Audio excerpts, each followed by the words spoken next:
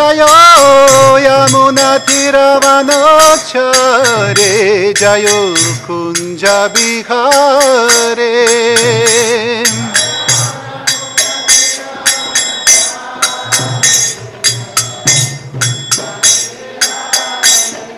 Jayo Radha Madhava Jayo Kunja Bihari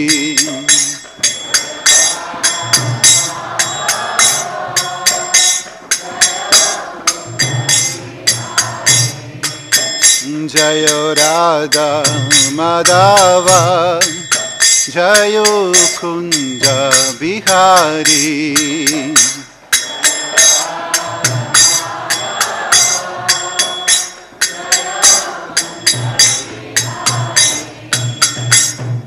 Hare Krishna Krishna Krishna Hare Hare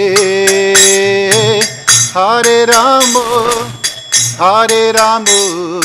Rama Rama Hare Hare Hare Krishna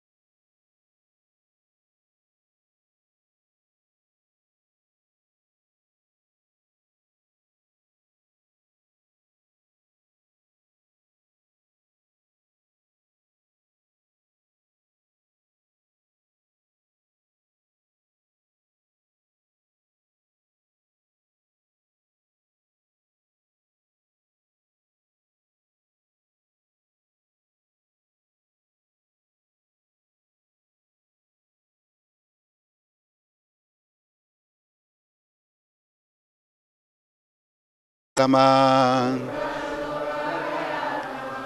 Dukkha Shoka Bhajaklama Mrityushani Chatamashid Mrityushani Chatamanashid Rame Rajanu Adokshaje Rame Raju Adokshaje Nadi Vyadi Jaraglani Dukkha Shoka Bhajaklama Mrityushani Chatamnashid Rame Rajanu Adokshaje Nadi Vyadi Jaraglani Dukkha Shoka Bhajaklama Mrityushani Chatamnashid Rame Rajani Adokshaje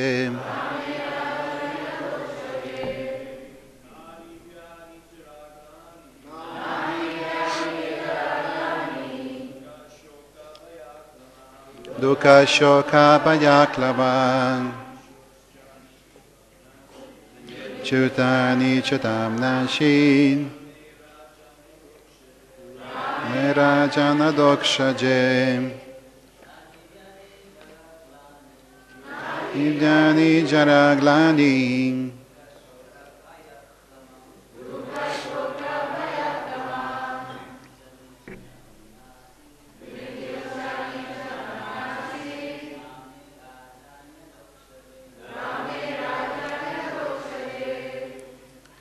Mataji.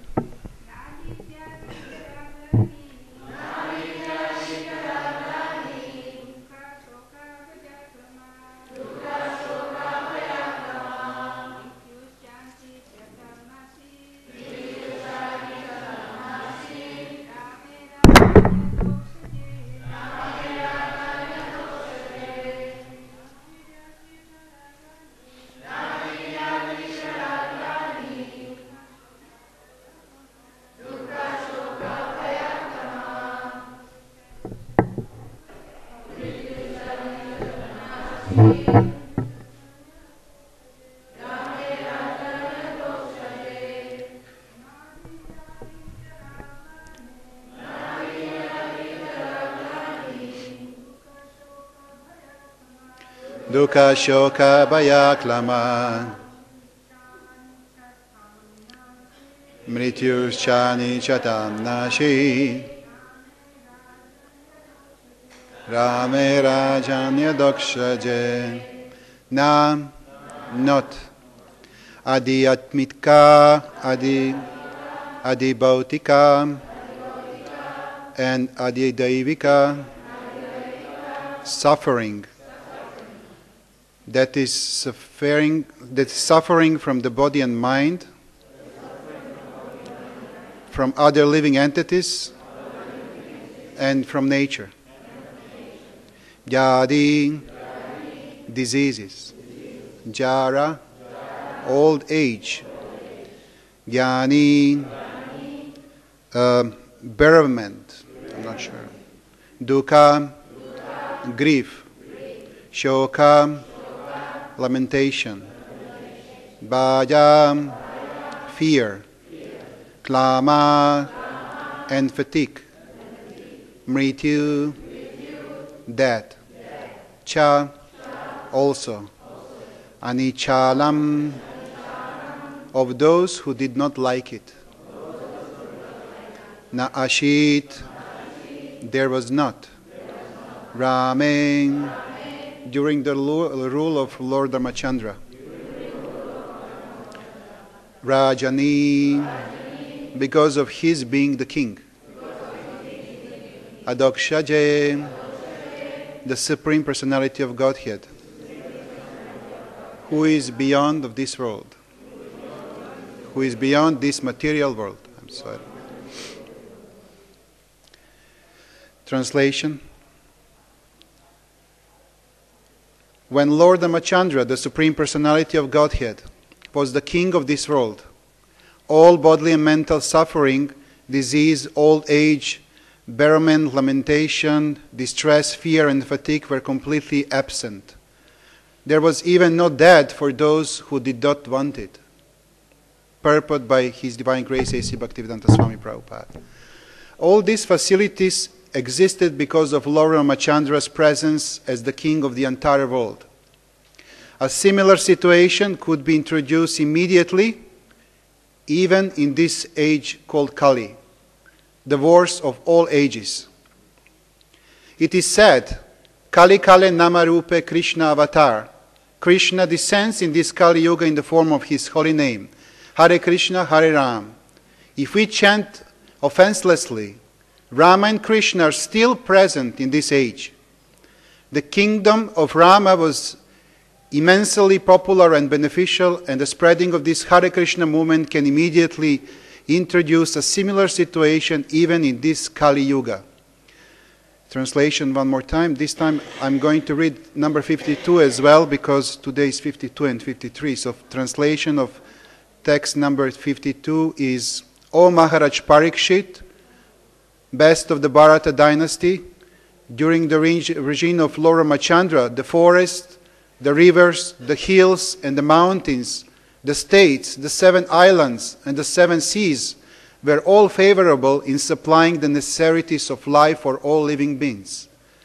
And 53, when Lord Rāmacandra, the Supreme Personality of Godhead, was the king of this world, all bodily and mental suffering, disease, old age, bereavement, lamentation, distress, fear and fatigue were completely absent. There was even no death for those who did not want it. Srila Prabhupada ki jai. Namo Vishnu Padaya Krishna Preshta Bhutta Shimate Jai Pataka Swami Ti Namo Namo Acharya Padani Tai Kripadani Gora Katata Madana Karakamatane Namo Vishnu Padaya Krishna Preshta Bhutta Shimate Bhaktivedanta Swami Ti Namine Namaste Saraswati Deve Gauravani Pachani Vishesha Shunyavadi Pashati Deshtarine Jai Shri Krishna Chaitanya Prabhu Nityananda Shri Advaita Gadadhara Shiva Sadi Gaura Bhakta Vrinda Hare Krishna Krishna Krishna Hare Hare Hare Rama Rama Rama Hare Hare. Hare Krishna. So, in the previous days we heard a lot about the journey of Lord Rāmacandra, about his life, about his perfect example, how the perfect Kshatriya is supposed to behave, how the proper son is supposed to behave, how the proper husband is supposed to behave. And you already know the story. We heard it many, many times. So I'm just going to put a little bit focus on that, but what I want to touch upon more today is actually some amazing point that Srila Prabhupada mentioned in the purport of this verse. And that's that, translation of this verse again I'm going to read because it's very, very amazing. When the Lord Rāmacandra, the Supreme Personality of Godhead, was the king of this world, all bodily and mental suffering, disease, old age, bereavement, lamentation, distress, fear and fatigue were completely absent. There was even no death for those who did not want it.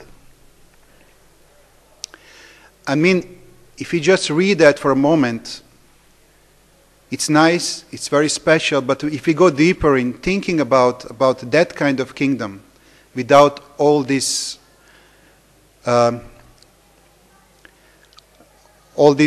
difficulties present in life, the life will look much, much different, and we're going to live in much more happy world than we live today. Just the presence of Lord Rāmacandra as the king of the kings of the planet Earth at that time brought that perfect suspiciousness that the planet Earth was basically on the same level, even higher than the higher planets where demigods lives, because they don't have some kind of suffering that we have on this planet here.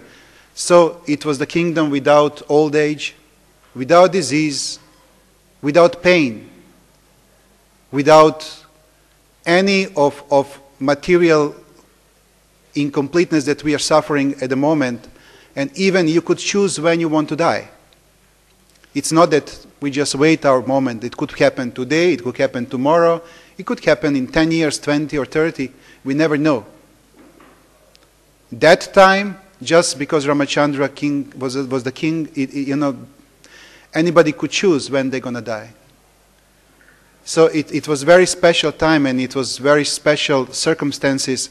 And what is most amazing for me that Srila Prabhupada mentioned in the purport something really, truly amazing, and something that I want to, what is very important for us, and I want us to focus today on, is that a similar situation could be introduced immediately. We're talking about today, about now. Could be introduced immediately, even in this age called Kali, the worst of all ages. It is said, Kali Kale Namarupe Krishna Avatar. Krishna descends in this Kali Yuga in the form of his holy name, Hare Krishna, Hare Ram.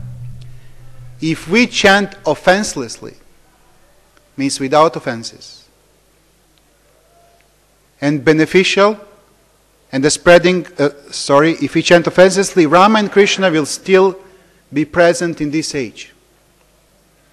Well, for me, that was the real fascination of this verse, because sometime when we read all these stories from the previous yugas, from the previous pastimes, we said, okay, that was that time. It was Satya Yuga, it was Treta Yuga, it was Dvapara Yuga, but now it's Kali Yuga, it's kind of different, so it's very hard. We don't have mystical powers, we don't have some special many pure devotees around, we have hardly few. We don't have so many of the auspiciousnesses in the world. I mean, how many people are already eating meat in the world, how many people doing all different kind of offenses, and Kali Yuga is progressing, so it's not for us. But Srila Prabhupada said the opposite thing. If we just do one simple thing, same kind of situation can be presented, introduced immediately in our world even. And the point that he mentioned, how that can happen, it's if we chant without offenses. So this will be our today's focus. So we will discuss about effect of chanting without offenses, what will happen if we chant without offenses, and how to reach level of chanting without offenses, which is even more interesting and more important for all of us. And also we will touch a little bit upon the golden age of Kali. I'm sure many of you heard about this special 10,000 years happen, but nobody really knows, is it already started? Is it starting soon? What will happen? How it will happen? Who said, when and why? So we're going to touch upon that a little bit and try to see whether there is connection between what Srila Prabhupada mentioned in this verse and this special golden age of Kali. So first, Srila Prabhupada also mentioned one time when he had, there was a big occasion, it was some reporters came, some important people, they were sitting in the room, and Srila Prabhupada was in very special mood that day. Devotees who were present, they were saying, and interview were going on, and then they asked Srila Prabhupada, what will happen one day when you leave the planet? What will happen when you're not present anymore? When this means that your students, they take over the movement, how everything will continue, how everything will go on. And Srila Prabhupada was just for the second a little bit silent, and then he said clearly, well, my books are going to be present here on this planet all the time for the next 10,000 years. And this is the way how I'm going to be present. This is the free translation of what Prabhupada said, but this is the point. That actually Srila Prabhupada will be present in his books, but what is more important thing, he mentioned that 10,000 years. When he mentioned also one time about Vedic planetarium, about whole project of Mayapur, he also mentioned that this temple we have to build for very, very long time, for at least 10,000 years, because this is going to be the headquarter of that special age. Now, when you compare his statements with the statements where we find in another, in Padma Purana, for example, there is a very clear statement about beginning of golden age of Kali. There was discussion between Krishna was talking to Mother Ganga, and there was discussion about different. Mother Ganga was asking different questions to the Lord, and he was answering. So in his response to her questions, he was basically presenting what will happen in the Kali Yuga. So he said that first 5,000 years of Kali Yuga is going to be a lot of suffering, a lot of decreasing of the energy of the previous yugas. Everything will change basically. But then after 5,000 years, some special devotees will come, and devotional service will spread all over the world, and this process will last for 10,000 years, and that devotional service, bhakti, that he mentioned, bhakti particularly there, will change the whole world. And that's actually the golden age of Kali. So I'm going to read that particular verse. This is Brahma Vaikuntha Purana, and in that particular Purana, the Lord Krishna was foretold that Kali Yuga will be full of extreme hardships for people with ideals and values, and that the text that he told Mother Ganga is text number 59. Kalerdasha sahashani mabhaktakshanti bhutale ekavarna bhavishyanti madabeshu gateshu cha. For 10,000 years of Kali, such devotees of mine will be present on earth. After the departure of my devotees, there will be only one Varna. So, it's interesting that 5,000 years of Kali Yuga already finished. It's already over. And now it's more or less beginning of 10,000 years that Krishna mentioned in this Purana. And there is also another interesting story when in Los Angeles one time Srila Prabhupada was having a great, amazing kirtan with devotees, and everybody started chanting and dancing, and everybody started losing the ground and jumping in the air higher and higher. And then in one moment Srila Prabhupada started laughing and watching in one corner there, and everybody was watching, Srila Prabhupada, and he was standing like this, and even offering some prayers and laughing. And one devotee, he asked Srila Prabhupada, what is happening? And he's telling, Narada Muni just came, and he's laughing so much. They're asking Srila Prabhupada why Narada Muni is laughing. And Srila Prabhupada was saying, because he sees all these mlechas and chanchalas dancing and chanting holy name. And then everybody started laughing. I mean, of course, we understand that we are not born, all glories to those who are, that we are not born just special and came here to change the world, that we are actually here because of special mercy of Lord Krishna and Srila Prabhupada, and somehow we got that special mercy, and of course we have responsibility to share that further, but also we never should be puffed up or proud that we think that we are something special. Everything, especially what happened in our life, it just happened because of the mercy of Srila Prabhupada and mercy of Lord Krishna. And this is very special. This is our speciality. We got the mercy. So the point is that somehow that mercy starts spreading around the world. And it's not that idea about spreading around the world came just from Srila Prabhupada. Actually, first, as I mentioned, Krishna said that. Lord Krishna said that to Mother Ganga. And then after that also, Bhaktivinoda Thakur wrote that in Sanjaya Toshani. Bhaktivinoda Thakur wrote, soon there will be a time when the chanting of Krishna's name will be heard in England, France, Russia, Germany, and America. And then we should not forget, of course, Chaitanya Bhagavata, Antya Lila 4.1.26, very famous verse. Privityache jata nagrati grama sarveta prachara haribe more nama. In every town and village in the world, my name will be heard. Chaitanya Mahaprabhu. So basically,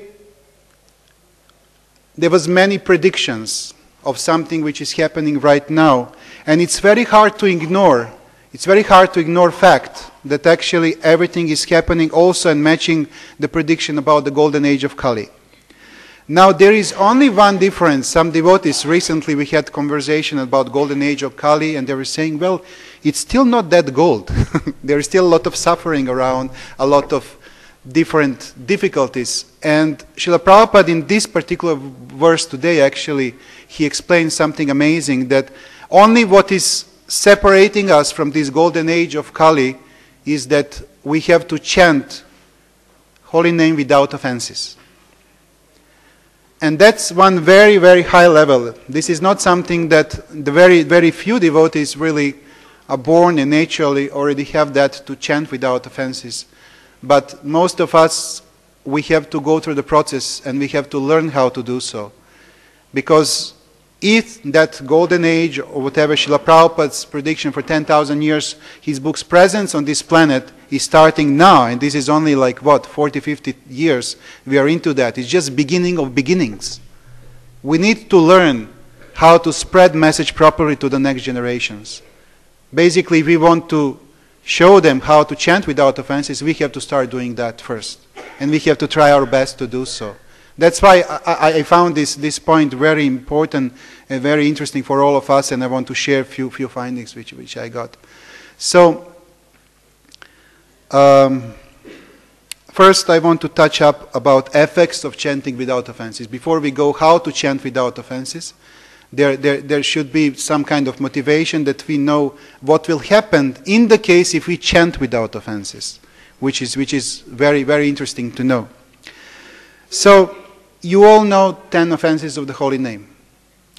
Is there somebody who wishes us to repeat that? I believe we are supposed to do every single day, repeating what are offenses of the holy name. So basically, we have to be very careful to avoid those offenses while we are chanting our rounds, while we are chanting together with another devotees, and basically to accept those as facts, as a part of our life. Even when we are not chanting, we should avoid those offenses, especially, especially to make offenses towards other devotees, to make Vaishnava parad. This is one of the heaviest, and usually is the number one, and it's always there, to protect us from there. So, Srila Prabhupada mentioned one time, if we chant offenselessly, if we chant without offenses, Rama and Krishna are still present in this age. They will be still present in this age. That means if we start chanting without offense, Rama and Krishna will be here. And the kingdom of Rama was immensely popular and beneficial, and the spreading of this Hare Krishna movement can immediately introduce a similar situation even in this Kali Yuga. So these 10 offenses are not just a slogan. It's stand between now and spiritual revolution that we can create in this world. And when I use this word revolution, it's not just let's do some bombastic statement. It's true, it's a fact. It's a spiritual revolution. It's something that really can change the face, and even Krishna predicted it will happen. Srila Prabhupada predicted it will happen. That means it will happen, for sure. But we are the ones who are supposed to choose whether we want to be part of that or not. That's up to us to choose. So, and it's amazing, if we start chanting without offenses, we're going to be part of kingdom of Lord Rāmacandra. That means no pain, no suffering, and so many other benefits are there. But the biggest benefit is actually that we start developing the pure love for Krishna. And that the higher goal, developing the pure love for the Lord, is actually something what really have to drive us further in our attempt to try to chant without offenses. So, main focus in our life, our main job is actually to develop pure love for God.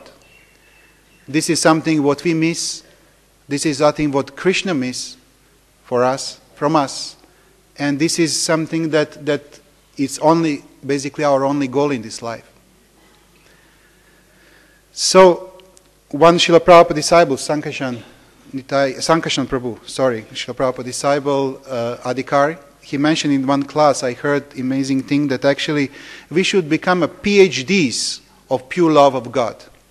You know, education goes to different levels, and the highest one is PhD. Well, we should practice and learn more and more, and we should go further with our Krishna consciousness, with our Krishna consciousness, until we don't reach that PhD level.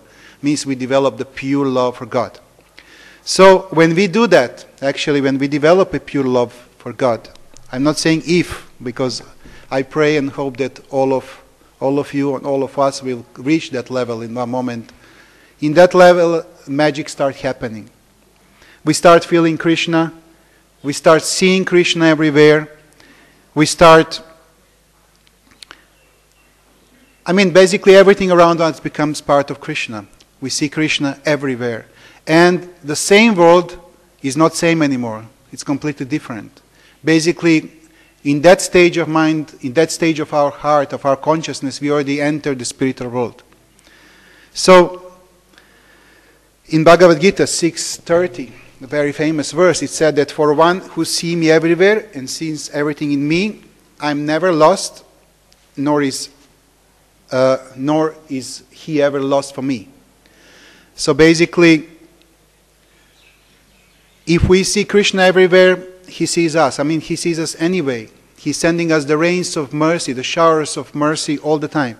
Srila Prabhupada said, if we just had eyes, in one letter he mentioned, if we just had eyes to see how much mercy Lord Krishna is sending to us every single day, and he's telling the best comparison is same like rains during monsoon season in India. And since we are here, and we know what does it mean, monsoon season here, you can understand that those kind of rains Srila Prabhupada Krishna is sending daily to us.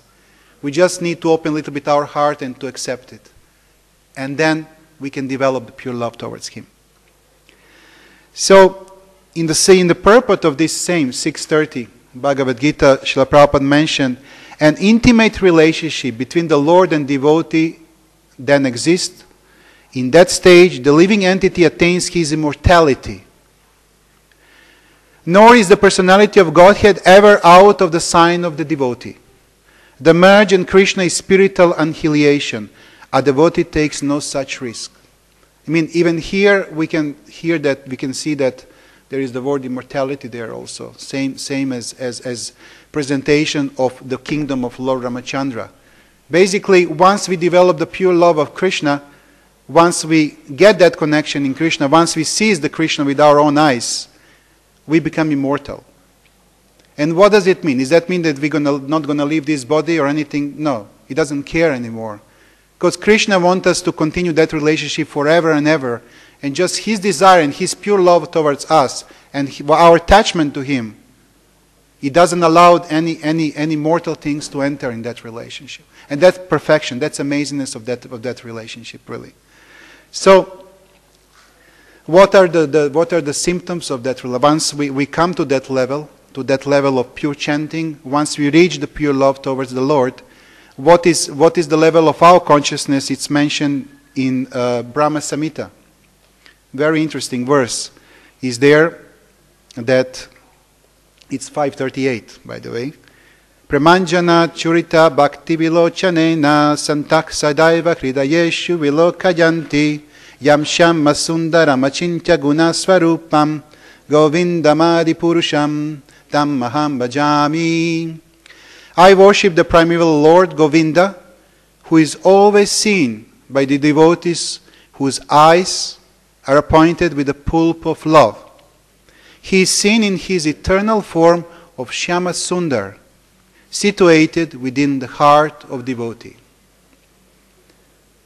So that's basically the stage when we have that pulp of love inside of our eyes, when we see everywhere just Krishna.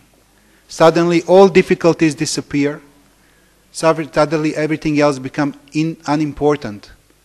And only important is to make those that we love happy, to make Krishna happy. And this is that perfect stage where we really can chant the holy name without offenses, and really the whole life is changing. And then we can hope that the golden age we're going to start showing on the outside, even on material level, its symptoms. So this is effect of chanting without offenses. Recently, I heard one explanation of material world. One devotee was giving a class, and it was really amazing and interesting for me to hear.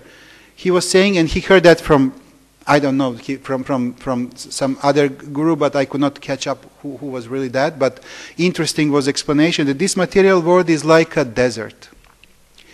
And we are there, only us, lonely in the desert, walking through that desert.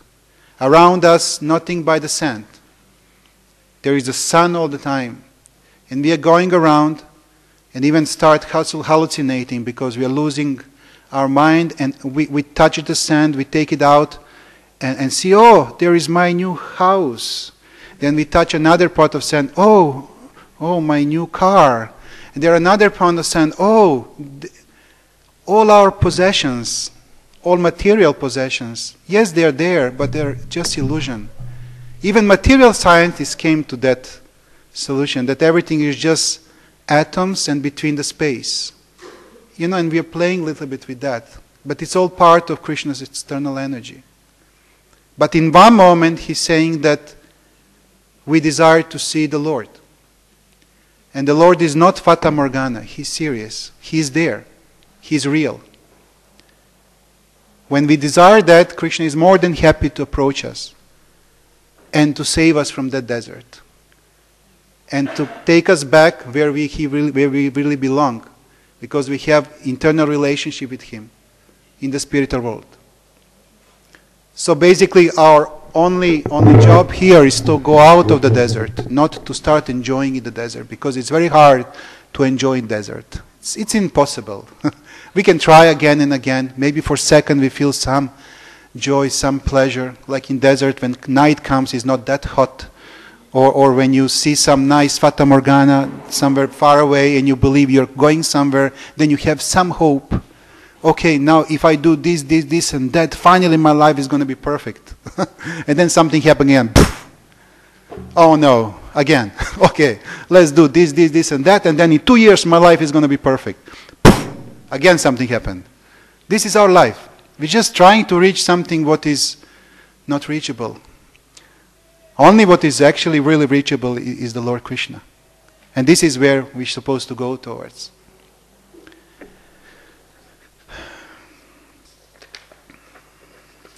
Now, the final point for today is how to reach a level of chanting without offenses.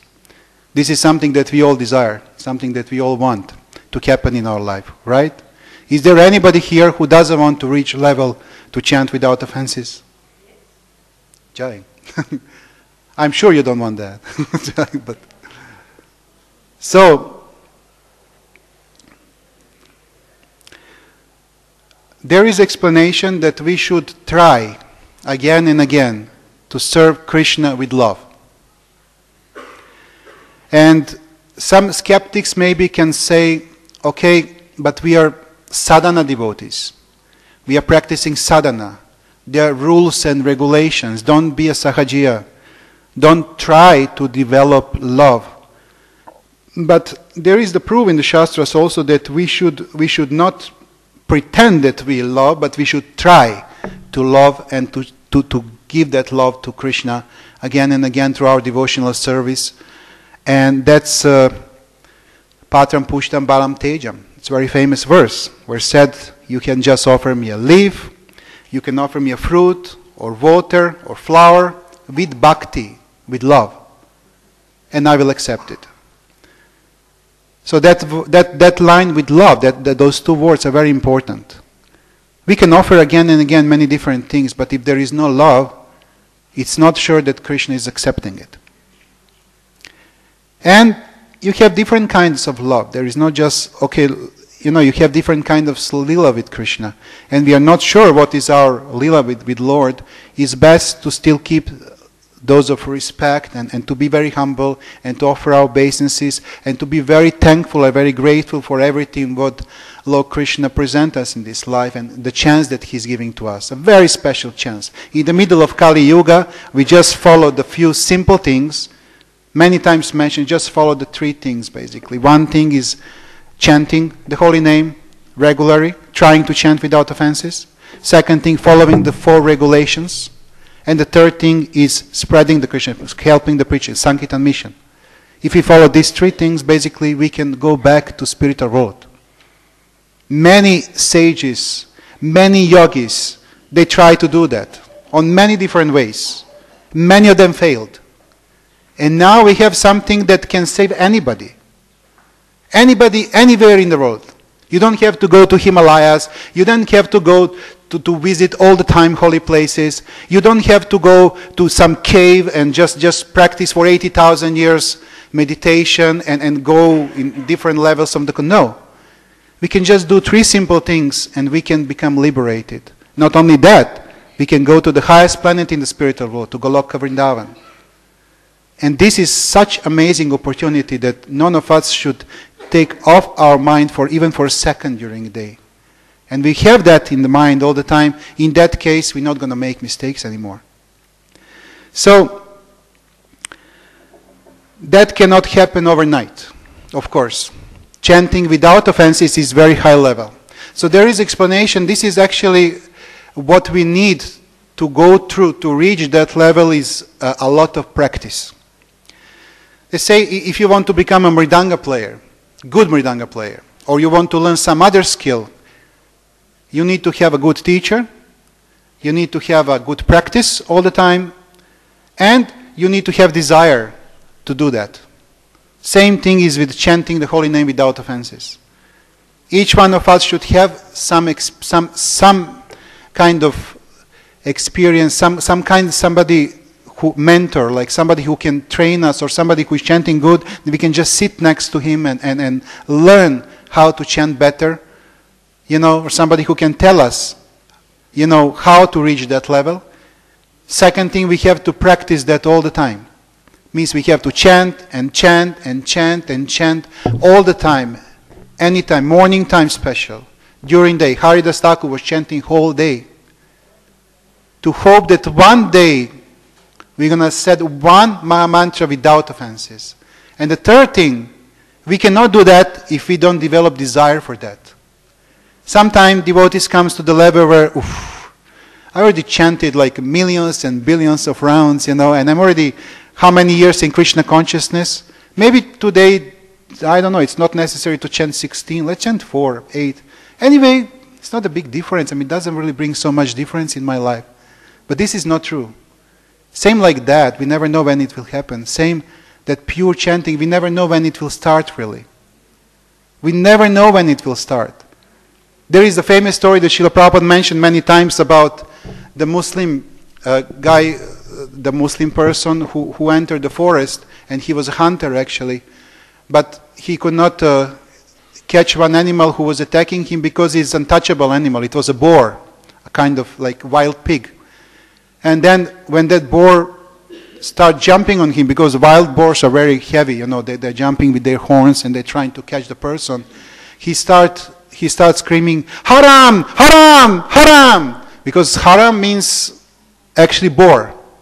Right? Haram means is the pig. Yes, right, forbidden. I'm sorry, Mataji. Yes. Forbidden. Yes. Haram means forbidden. Means, it's untouchable. Because they don't eat pigs. In the Muslim world, they don't eat pigs because they even eat stool and so many low-class things. So, they don't want to touch that. They want to eat. And then he was screaming, "Haram! Haram!" And in that time, that pig actually catch him, and he died. He left his body, and actually, since his last words were "Haram, Haram," Krishna accepted that, and he got liberation, because part of that is Ram, Ram. And what is more important thing, Prabhupada mentioned one time, that he was chanting that without offenses. Yes, he didn't even consciously chant name of Ram. But he didn't talk bad about Vaishnavas. He didn't even know Vaishnavas much. He didn't make any offense towards the demigods. He didn't make any of 10 offenses basically during that, and that's why actually he got liberation, and of course it was a special mercy of the Lord. But even on such a way, if you chant without offenses, you can be liberated. What to speak about if we chant consciously, if we practice again and again to reach that level. So, we have many different desires. We have desires for so many different things. Especially now with the internet, those desires are increasing and increasing more and more. It's very hard, just to go there and to check Shastras and to check Dandavas.com and Mayapur.com and Mayapur TV without touching a few more links and going, okay, let me check this and that. It's very hard to do so. It's very hard to do that. I mean, Kali Yuga is progressing and is going to all different pores of our life trying to attach us, to attract us. Come, come. Look at this. Oh, wow, look at that. Oh, maybe you never didn't saw this. Did you saw that place? Go there. Trying all the time to trick us to go into that illusion deeper and deeper, because now we are dangerous. We are very close to the spiritual world. We are very close with this movement, with our surrendering. We are very close to the spiritual world. That Maya is going to be stronger, not weaker. Many times we have illusion, okay, now Maya is, it's not that influence. No. Influence doesn't have to be necessarily that strong if we are serious in our bhakti. But if you are not, Maya is stronger than just for anybody there, because they already surrender. They don't need some extra effort of Maya. We do. That's a big difference. So the point is that Srila Prabhupada said that when we chant, we need to have one thing in our mind, that we have to become qualified to see Krishna face to face one day. That's Srila Prabhupada's formulation of proper chanting. We have to be qualified one day to see Krishna face to face, one day. And this should be our main motivation, according to Srila Prabhupada. Now, the last thing I wanted to mention, and I will conclude, is actually something that I got from very dear friend just recently, and it was really amazing. My spiritual master is Jayapataka Maharaj, His Holiness, and my dear friend Navinarendra Prabhu sent me maybe, 10 days ago or something, one part of the class. In the 80s, Guru Maharaj was giving, very powerful classes with a lot of, strong voices and sounds, and amazing energy was happening all the time. And one of those classes, he explained actually our attitude when we are chanting the holy name. How we're supposed to fix our mind during chanting. And it's definitely not possible to imitate on the proper way what he said. But it's really amazing, and I will try just beginning to say. And then we're going to do together one exercise. So, Jayapataka Maharaj was saying, when we are chanting the holy name, we should cry for Krishna. And if we don't cry for Krishna, we should cry because we don't cry for Krishna. And we don't cry because we don't cry for Krishna. We should start crying because we don't cry for Krishna. And if we don't cry because we don't cry for Krishna, we should start crying. And he was going like that for, maybe 5 minutes. He came up to a very big number of crying words inside.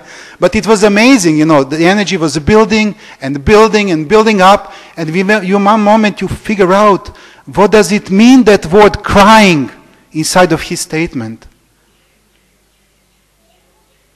It's not we have to sit and chant and watching who is in the temple and checking left and right and thinking what I'm supposed to do today and then take rest a little bit. No. We should cry for Krishna. We should cry to reach that level of pure love towards Lord. This is only way how we can come back.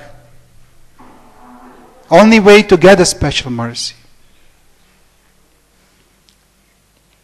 I want to invite you, all of us, to try just few Mahamantras, to try without offenses, to try to cry and to see what will happen. Please raise up your hands. Hare Krishna, Krishna Krishna, Hare Hare, Hare Rama, Rama Rama, Hare Hare, Hare Krishna, Krishna Krishna, Hare Hare, Hare Rama, Rama Rama, Hare Hare, Hare Krishna, Krishna Krishna, Hare Hare, Hare Rama, Rama Rama, Hare Hare. Shrimad Bhagavatam ki jai, Srila Prabhupada ki jai, Holy Name ki jai, Gaur Premanande, Hari Hari Bol. Hare Krishna. If there is any comment, any question, we still have 5-6 minutes and then we have to conclude. Yes, Mataji, please. Anybody can, yeah.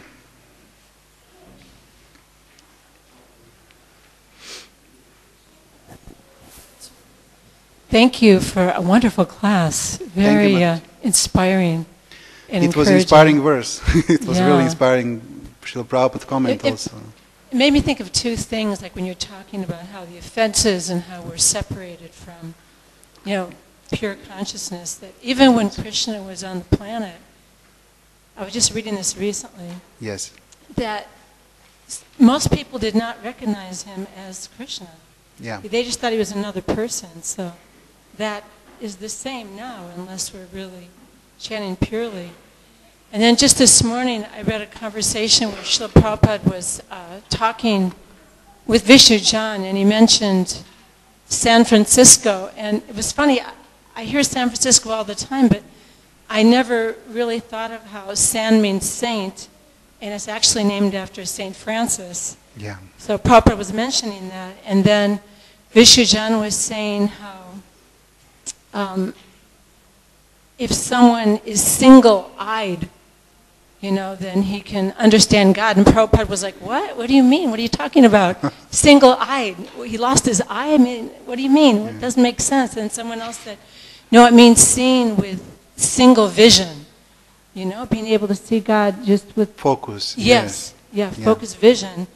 And Prabhupada said, yes, that's what it is. That's what it is. Yes. And he said, just like if you have a friend, a very good friend, and you see their son, you think, oh, this reminds me of my friend, and, it's so special. You're so special because you reminded me of my friend. And the saintly person, like when he sees a tree, he'll think, oh, this is Krishna's. Or he sees a flower, oh, this is Krishna's. He sees everything as belonging to Krishna. So. Thank you. Thank you. Wonderful. We have to maintain our full focus and concentration the whole day. I mean, it's not that we are out of jobs. Many devotees, who live especially in Mayapur, it's very hard. They have service and everything, but they don't have like job, karmic job, factory or whatever. But actually, we need to be more focused and more concentrated even from those who take some jobs outside seriously. Because we have job whole day, even whole night. And if you're not focused, then it's immediately we just go in the lower modes of nature. So the point is that Vishnu Jan Maharaj, I heard one interesting point about him, that he never didn't said just occasionally like love for Krishna. Every time when he mentioned love for Krishna, he said, love for Krishna. He was always trying to remind himself about trying to develop that love for the Lord. So it's amazing. We need to find those kind of, supports in our life, in our everyday life that can put us back on the track again and again and again. That's a very important thing to do. It's part of the practice, basically. It's a part of practice. If we, trying to chant without offenses, we should not do offenses the whole day. Not just during chanting. Okay, now 2 hours is finished. I finished my rounds. Okay, who is the bad guy here? No, that's not the process. That's not the thing. It's wrong. We have to try to maintain that level whole day. We have to try not to do that. And then our chanting is going to become successful. Thank you very much. Hare Krishna.